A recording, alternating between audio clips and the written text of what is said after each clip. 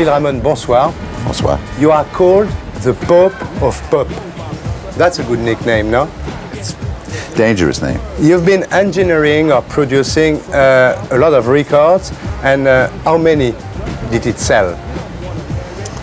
I don't know. I think somewhere past 70 million, something. You started playing violin at the age of 3, no? You were a prodigy, no? Yeah. How do you know that? I know everything.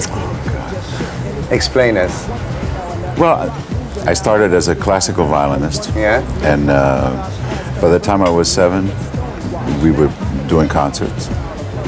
And then by the time I was 11, I wanted to play jazz. Yeah, because you got in touch with the technology by electrifying a violin, a fiddle. Yeah. Because you've been listening to Stéphane Grappelli? Exactly. That's it? Yes. Yeah? Stéphane was like a major change. Yeah. Because in school, they caught me trying to play the violin like that. Yeah. And they got very upset. And then, of course, later on, they threw me out. Yeah. Then you, at the age of 15, you came in a studio, and you were fascinated by the guy on the other side of the glass, and you decided that it will be your job, no? Yeah, because the violin sounded awful, and I realized that the engineer could help. And you know, I just liked the whole idea that someday I wanted to be a director. Yeah. And playing the violin, and I always feel, well, I feared I would end up in a restaurant, you know. So you decided to be the boss? Yeah. Yeah, that's a good idea. So you've been learning your craft with very famous people like Leiber and Stoller, David and Baccarat, Mort Schumann and Doug Pomus. Explain us the way it was at that time. You know, you are part of the legend now. They're the legends. Yeah. I lived because of the circumstance that I worked with great songwriters. And I learned more about their attitude towards music because the song came first. And because I was an engineer and understood the simplicity and of how great a song could be, I understood from them what music became. And the magic came from incredible discussions and quick instincts between musicians and the relationship between the writer and them. So you went through the era of pioneering, but when you began, there was one track, or already No. 2 tracks? No, it was 2 track. Yeah. And then we went to 3 track right away. Yeah. But people, because of the Beatles, Yeah. 4 track was like still major. Although I was friendly with Les Paul, Yeah. and I worked a lot of it for Atlantic Records, who had an 8-track machine. And at night I used to sneak over there to understand the principle of how to make an 8-track record. Is it true that to delay echo, you got feed from the tape machine, for instance, at the beginning, no? Where did you find this out, man? No, is it true? Yes, yes. We had a bathroom. I Yeah. was in a very small studio, and I just took the feed of the extra tape. Yeah. I had a very small, cheap tape recorder, and fed it to the bathroom, fed it back, and people said, "Oh, that's crazy." Your major inspiration on a technical point of view came from George Martin, no? Yes. Yes. Yeah. What did he invent for you? The main thing he brought to your craft? I think well, Sgt. Pepper was probably the most innovative album. Yeah. Many uses of multi-tracks, but only 4 tracks. Yeah. So there was a lot of copying of tracks. Tracks run separately on a machine, Yeah. not in sync. He did insane things. Although there was a French engineer back in the 50s that I found a record many years later, and he did the same thing. Yeah. So somebody Yeah. was the beginning of this. Do you think that today, if you've got a good song, a guitar, and a good voice, with 1 track, you can do a mega seller? Yeah, You think so? yeah, I do. Yeah. I think because regardless of the technical end, I think a good production has to do with if the song is magic. And if an audience likes it, there's nothing going to stop it. So now we will do a Who's Who interview because you've been working with so many great stars.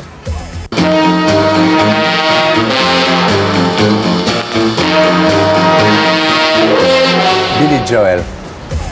1976, I was at a convention.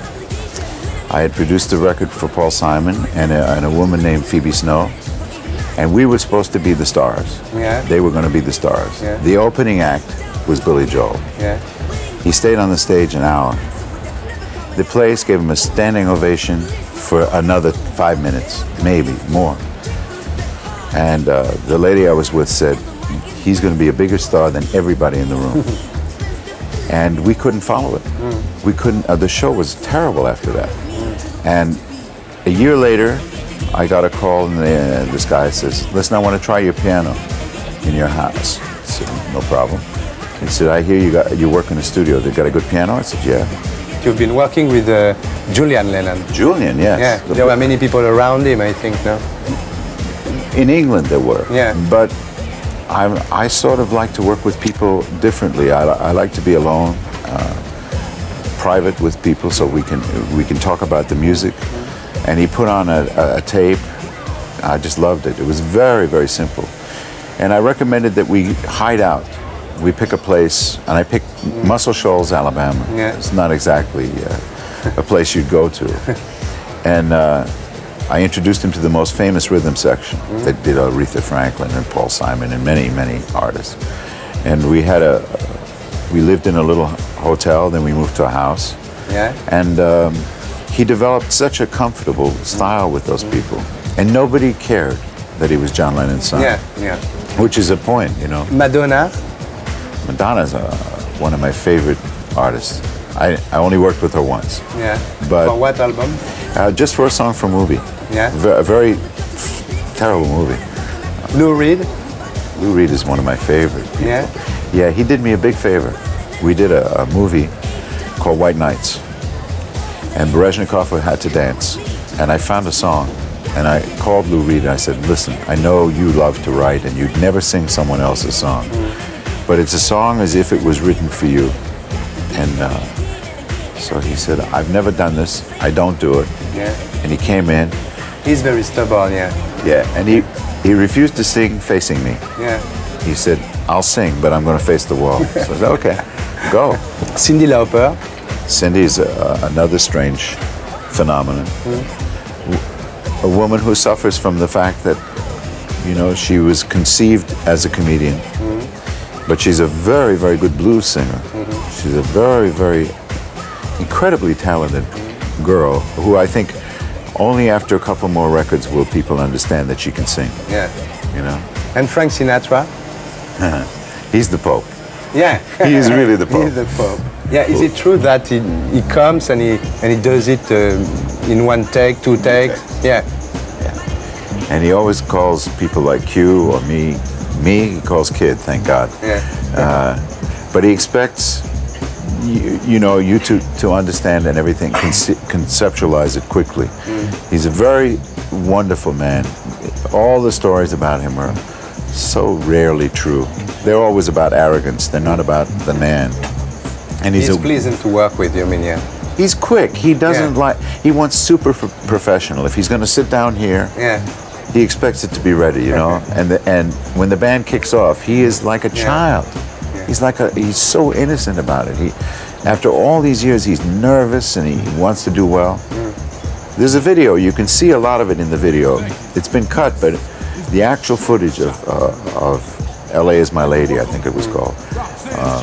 You see what Sinatra is, and then the man is in his 70s. Yeah. And he's like a man in his 40s. Yeah. Let's end with Julien Clerc. So, my new friend. Writes very good melodies, yeah. Melodies there. And he always complains that he plays with only, 3 or 4 of this hand and 2. I said, forget it. It's the music. What is the star you've been never working with and you dream to work with? I don't know. I've worked with almost everybody. Yeah, I know. That's why I'm asking you this Maybe question. you. You sing? No, I talk. Et pour être sûr de ne rien rater de Inarditube, abonnez-vous et mettez un pouce bleu.